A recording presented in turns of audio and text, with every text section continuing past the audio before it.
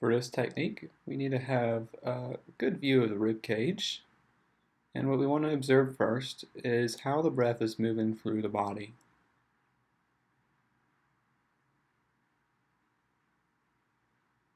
And wherever you notice that the breath isn't quite moving,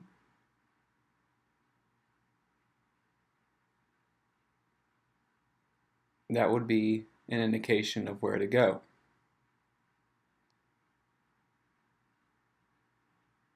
So find a place that's comfortable for your hands and comfortable for the client, starting more in the lower angle of the ribs, and then work your way up.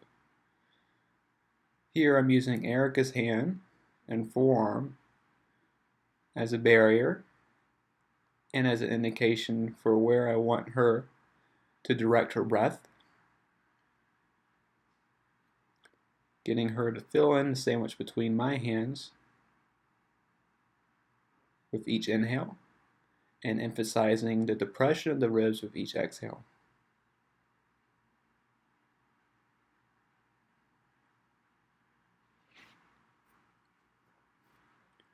After you feel some change, some ability for her breath to come into your hands, this changed area that you're working on. So we're working our way up the side of Erica's left rib cage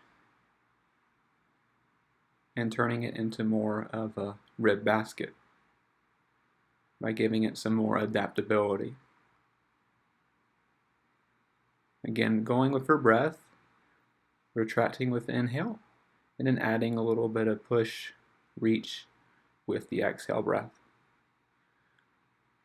Emphasis is on stretching intercostals and getting her to stretch her own diaphragm.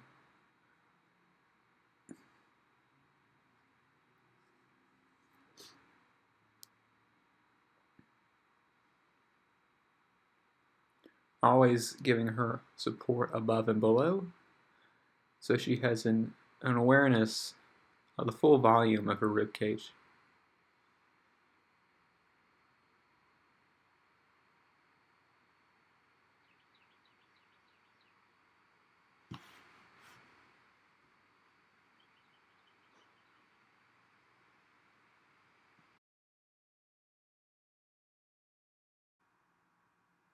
With this next technique, we're going to work on stretching the ribs from the inside more so.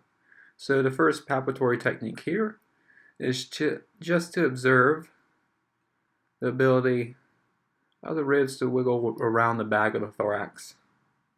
You might notice some restriction side to side. And whichever side feels like it doesn't want to go to, that may be a sign that you'd want to first focus there. So I'm going to trace the borders of Erica's ribs, starting from the top, working my way down until I find a point where it feels comfortable for both of us to work into the tissue. And I'm thinking about stretching out her abdominals, as well as giving her a sense of the stretch in her diaphragm when she exhales.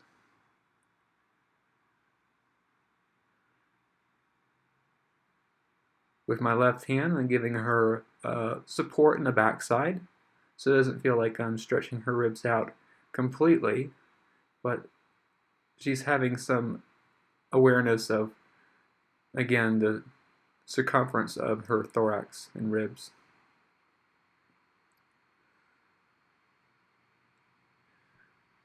I'm having a little bit of difficulty here with Erica in particular. This is a sensitive area for her.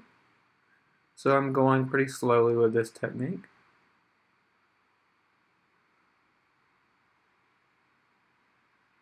It's a challenging position for her. So in order to support that a little bit better, I use her hand on top of my hand so she feels more comfortable with the stretch.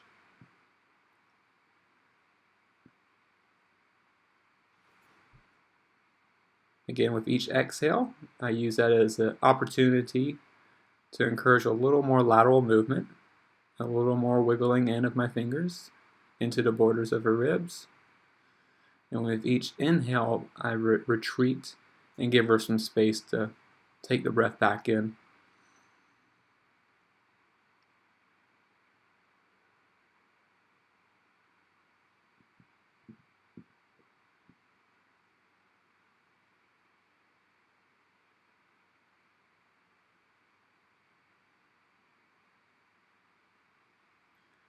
And then I'll retest the side-to-side movement after I'm finished to see if anything has changed.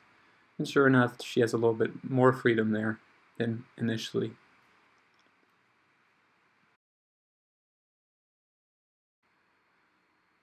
For the pec fly, I want to make sure Erica is supported in her spine. That's why I put the pillow in. And then taking her elbows wide, what we'll do is just go to our first barrier. She has her hands interlaced behind her head.